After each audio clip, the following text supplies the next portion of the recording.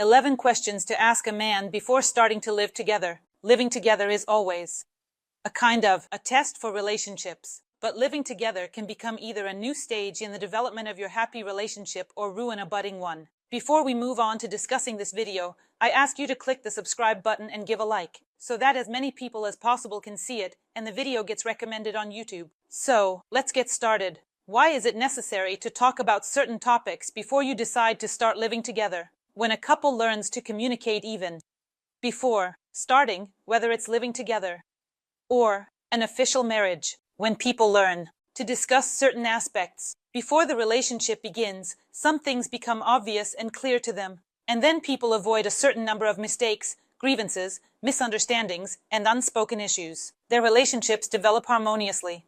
That's why, before you make the decision to live together, to avoid any grievances, assumptions, castles in the air, and so on, it's necessary to have discuss these questions, and we'll talk about these questions in my video. And the first question is, why are we doing this? Ask this question to your man. Perhaps you already perceive this proposal as a kind of civil marriage. In other words, do you already understand that you will live together and play the role of a wife in your relationship? And your man, perhaps for the sake of saving money, time, or for convenience, is proposing this idea to you. So, to avoid disappointments and certain expectations that may not be met, ask this question. Your man will tell you everything. If he is seeking his own comfort, he will tell you that it will be more convenient for you, you will see each other more often, and not about any, let's say, not about any civil marriage or marriage in the future. He might not even be thinking about it, or even planning it. Maybe he is just looking for his own comfort, or perhaps he is already considering marriage in the future, like a kind of rehearsal for family relationships. That is, he wants to try out how it will be later. Maybe he is worried. Listen to what your man thinks about this and understand if it aligns with your expectations and possibly your hopes. Next, who pays for what is actually a very important question before deciding to live together. That is, once again, our expectations are often not met. If your man says that he will take on a larger share of the expenses, meaning he says this himself, then everything is okay. But if a man, for example, is for equality, he understands that you should contribute equally since you are equal partners in the relationship. It is necessary to decide before starting to live together. That is, perhaps he pays for utilities, the apartment, groceries, or something else. Here, it's necessary to discuss the possibility that your man has a higher income and he wants a better apartment, suggesting you split the cost of this apartment equally. And your income doesn't allow for that. Therefore, it's better to settle all questions beforehand, so there are no hard feelings or disappointments later, and so that your relationship doesn't fall apart, especially at the very beginning of living together. Next, household responsibilities. This also needs to be discussed. What does your partner expect from you, and what do you expect from him? Perhaps in his family, things were done a certain way, while in your family, it was completely different. Discuss and come to a common understanding. In other words, what do you want from the relationship? What do you want from the man? In other words, perhaps he will have some standard, typical household help, like taking out the trash, while you handle the rest. Maybe the responsibilities will be split 50-50. Perhaps your man loves to cook, and he will take on the cooking, while cleaning will be your responsibility. So everything depends on the couple, the situation, the relationship, and what each partner expects from the relationship. When you hear what your partner is telling you, you can imagine, you can vividly picture your future family life. And at that moment you can still make a decision whether you like it or not, whether it will be your happiness, or if such a lifestyle is completely not for you. A lifestyle that doesn't suit you. Next, where will you live? Again, it's good if, for example, you have the opportunity to rent an apartment together. Then each person feels like the owner of that apartment. That is, each contributes equally, and no one feels like a guest on someone else's territory. It's much worse if you start living, for example, with your parents or your partner's parents. Then the one who lives on someone else's territory constantly feels like a guest. There's no opportunity to relax. And the same thing can happen if you live on your partner's territory or he lives on yours. So, this needs to be discussed.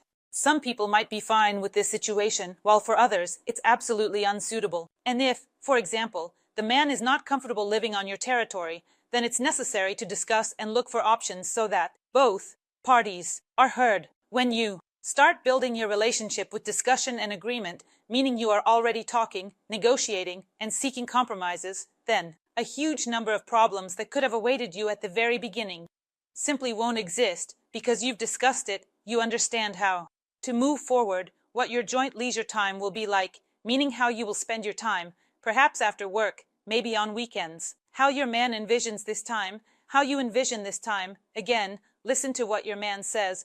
That's how it will be in his life if he mentions that he loves spending a lot of time with his friends. And now, for example, you might be turning a blind eye to this, thinking that over time, something will change.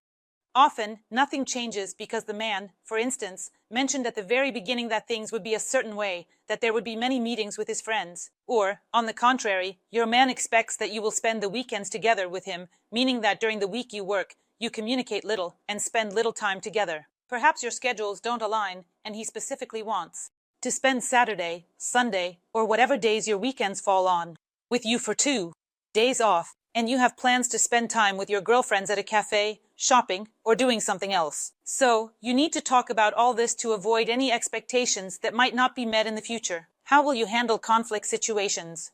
This also needs to be discussed right from the start. Talk to each other about what you expect even from conflict situations. That is, talk about the fact that, for example, name-calling is unacceptable during an argument. Everyone has their own understanding. But when you talk about the fact that, for example, if a conflict arises, you discuss only the conflict and do not attack each other personally, and do not try to belittle or insult each other, because that is unacceptable to you. At this moment, your man hears and understands what to expect from such a relationship. That is, if there is an argument with you, it can't be like that. You can't argue in that manner with you. That means you need to discuss. Again, if this is not discussed at the very beginning, then it can turn out differently later on. Next, how will you spend your leisure time?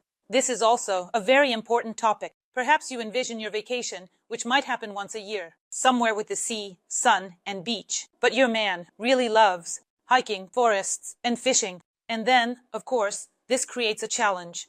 That is, either vacation separately or make compromises with each other. So, all of this needs to be discussed at the very beginning of the relationship. Next, friends and guests. I already talked a little about friends. Discuss right away what personal comfort means for each of you. That is, perhaps for someone, life is a constant celebration, and they feel very comfortable when there are always guests and friends at home. For someone else, this is completely inappropriate, and they want to recharge, for example, relax after a hard day and be in silence and solitude. My home, my fortress. That is, different couples live differently. So, if you are a party person, a celebration person, and you constantly need friends and guests, but your man, for example, likes to be in silence and solitude, again, you will have to talk and come to an agreement about how this will work in your life together. Moving on, if you have habits that you can't get rid of, like, for example, an uncapped toothpaste tube or unwashed dishes or anything else, you also need to talk about these fundamental habits. That is, for some people, for example, order in the house is of great importance, clean floors, cleanliness, freshness, while for others, order doesn't play a significant role. And here, it's very important to understand the fundamental habits of your partner. Otherwise, there will be difficulties in the relationship. Moving on, your traditions and rituals. Again, talk about what, for example, your man would like. Do you see him off to work, that is, at home, or do you greet him with hugs and a kiss? Or he comes home, and, for example, there's a warm dinner ready for his arrival. What do you expect from the relationship? Breakfast in bed, for example, or morning coffee brewed with a croissant, something your man does for you. Talk about what you would like in the relationship. Listen to what your man would like from the relationship. What are your personal traditions, rituals? For example, every Friday you arrange a romantic date for the two of you. And no matter what happens, every Friday you go out to a restaurant, or it's a family movie night. At home, maybe with some ordered pizza, and some treats and snacks. Maybe it's a trip somewhere, to an interesting place, or to the theater. Or maybe Friday involves constantly different kinds of dates, and it can be any day of the week, and it can be any kind of date. It can be any, absolutely any, of your rituals, your own rituals and traditions. If you talk to your man, listen to what he would like, think about what you would like, and it's precisely through conversation that certain moments are born. So, if you discuss all this, At the very beginning of the relationship, before you start living together, you will save yourself from false anxieties, expectations, hopes, resentments, tears, and so on.